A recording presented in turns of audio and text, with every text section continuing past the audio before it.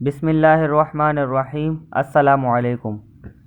My name is Mohammad Aqib Khan. You are watching my YouTube channel Pak education academy. Students, इस lecture के अंदर हम chemistry के एक topic Boyle's law of gas को डिस्कस करेंगे। इंशाल्लाह इस लॉ को हम कम्प्लीटली डिस्कस करेंगे। उम्मीद है कि आपको समझ आएगा। चलें स्टार्ट करते हैं आज का हमारा लेक्चर। सबसे पहले introduction. This law was proposed by Robert Boyle.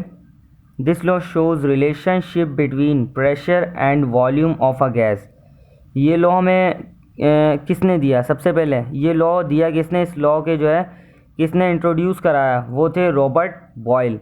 Robert boil एक साइंटिस्ट थे जिन्होंने इस लॉ से इंट्रोड्यूस कराया, और ये लॉ बताता है रिलेशनशिप प्रेशर और वॉल्यूम के दरमियान गैस के अंदर, कि एक गैस के अंदर प्रेशर और वॉल्यूम का क्या रिलेशन होता है। रिलेशन हमारे पास दो ही तरीके के होते हैं, इन्वर्सली या directly.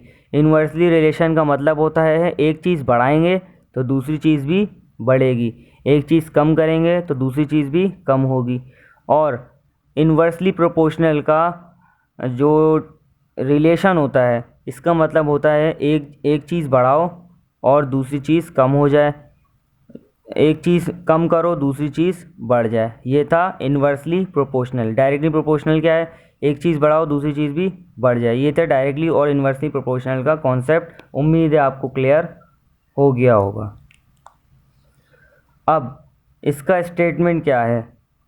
According to this law the volume of a given mass of a gas is inversely proportional to its pressure keeping the constant temperature। ये लॉ हमें बताता है कि वॉल्यूम ऑफ गिवन मास, यानी जो गैस का volume है वो इन्वर्सली प्रोपोर्शनल है उसके टेम्परेचर, उसके प्रेशर के साथ। प्रेशर और वॉल्यूम का रिलेशन बताया इस लॉ ने कि ये दोनों आपस में क्या हैं? इन्वर्सली प्रोपोर्शनल है। यानी अगर मैं वॉल्यूम बढ़ाऊंगा, वॉल्यूम ज़्यादा प्रेशर कम, वॉल्यूम कम प्रेशर ज़्यादा, यानी इन्वर्सली रिलेशन इसमें पाया जाता है। कीपिंग द कांस्टेंट टेम्परेचर, और इसमें जो टेम्परेचर होता है वो होता है कांस्टेंट, यानी टेम्परेचर में कोई चेंज नहीं आता। अब एक्सप्लेनेशन की अगर हम बात करें तो सबसे पहले आपने इसे मैथमेटिकली ड्राइव करना। मैथमेटिकली इसे क्या? V इन्वर्सली प्रोपोर्शनल है 1/P के। V इन्वर्सली प्रोपोर्शनल है P के। इन्वर्सली प्रोपोर्शनल का मतलब है आप उसे लिखेंगे रेसिप्रोकल के अंदर 1/P, और प्रोपोर्शनलिटी का साइन हटाएंगे तो V is equal to K constant लगेगा, K/P। और फाइनल हमारे पास क्या इक्वेशन बनेगी? के को अगर मैं यहाँ रहने दूँ और पी को ले जाऊँ इक्वल टू के उस तरफ, तो पी इधर डिवाइड हो रहा है, उधर जाके क्या हो जाएगा? मल्टीप्लाई। तो हमारा फाइनल आंसर बनेगा, फाइनल इक्वेशन बनेगी P V is equal to K. यानी कि ये हमें रिलेशन क्या बता रहा है? जो हमारे पास फाइनल इक्वेशन बनी है, ये क्या कह रही है? हेयर के इज़ कॉन्स्टेंट ऑफ प्रोपोर्शनलिटी। कि ये जो के है ये कांस्टेंट है प्रोपोर्शनलिटी का, जो बराबर होता है 1 के। K is equal to 1। The above equation P V is equal to K shows that the product of pressure and volume of a gas always remains constant. ये कह रहे हैं कि जब भी आप प्रोडक्ट लेते हैं प्रेशर एंड वॉल्यूम का, प्रेशर और वॉल्यूम का जब आप प्रोडक्ट लेंगे तो वो हमेशा कांस्टेंट रहेगा, यानी कभी भी चेंज नहीं होगा, हमेशा सेम ही रहेगा।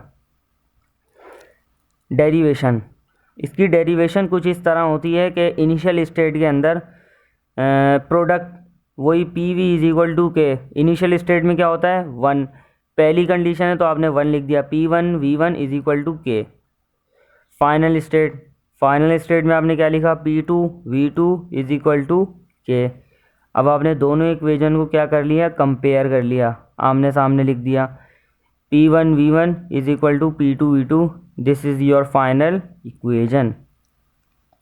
ग्राफ, अगर मैं बात करूं इसके ग्राफ की, तो इसके ग्राफ दो तरीके से बनते हैं।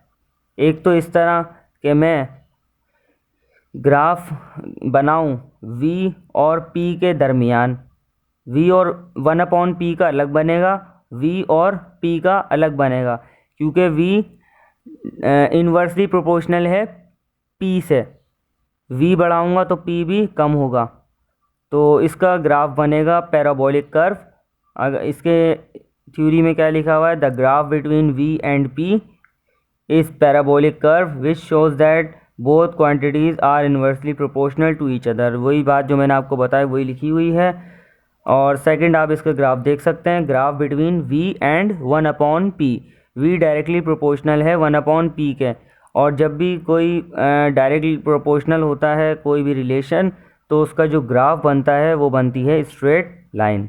स्ट्रेट लाइन बनती है उसकी।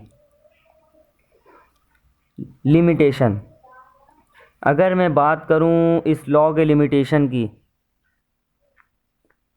ये हमारी केमिस्ट्री की खूबसूरती रही है कि जब भी कोई साइंटिस्ट लॉ पेश करता है, लेकिन उसके बाद फिर जैसे जैसे वक्त बढ़ता है तो उसमें जदीदियत आ जाती, जिद्दत आ जाती है, तो कोई ना कोई साइंटिस्ट आके उसकी लिमिटेशन भी पेश कर देता है। तो यहाँ भी यही हुआ कि बॉयज़ लॉ की लिमिटेशन यहाँ बताई गई हैं कि इस लॉ ने क्या क्या गलत था। Boys law is not followed by real gases at very high pressure becomes their volume can never be equal to 0। कह रहे हैं बॉयल्स लॉ जो है रियल गैसेस को फॉलो नहीं करता, यानी इन्होंने अपनी ही बनाई हुई गैस है जिसे आइडियल गैस कहते हैं। ये आइडियल गैस को फॉलो करता है, रियल गैस को फॉलो नहीं करता। Very high pressure, high pressure पर, यानी उसका जब प्रेशर ज़्यादा होता है तो वो रियल गैस को फॉलो करता है, क्योंकि इसका वॉल्यूम ज़ीरो के बराबर नहीं हो सकता। इसका वॉल्यूम कभी भी ज़ीरो नहीं हो सकता। Ideal gas follows Boyle's law at all condition. Ideal gas follows boils law of at all condition. Ideal gas जो है फॉलो करती हैं बॉयल्स लॉ को तमाम कंडीशन पर, यानी बॉयल्स लॉ की जितनी भी आप कंडीशन उठा लें, आपको उसमें आइडियल गैस ही फॉलो करती हुई नज़र आएगी। ये था आज का हमारा केमिस्ट्री का एक इम्पॉर्टेंट टॉपिक गैस से रिलेटेड, जिसका ताल्लुक़ है स्टेट ऑफ मैटर गैस से। तो हमने ये डिस्कस कर लिया, उम्मीद है आपको समझ आया होगा। इस लेक्चर के लिए इतना ही। अगर आपने हमारे चैनल को सब्सक्राइब नहीं किया है तो सब्सक्राइब कर दें, बेल आइकन को प्रेस कर दें, और वीडियो पसंद आई तो लाइक ज़रूर करें। इस लेक्चर के लिए इतना ही, मिलते हैं अगले लेक्चर के साथ। जब तक के लिए इजाज़त दीजिए, अल्लाह हाफ़िज़।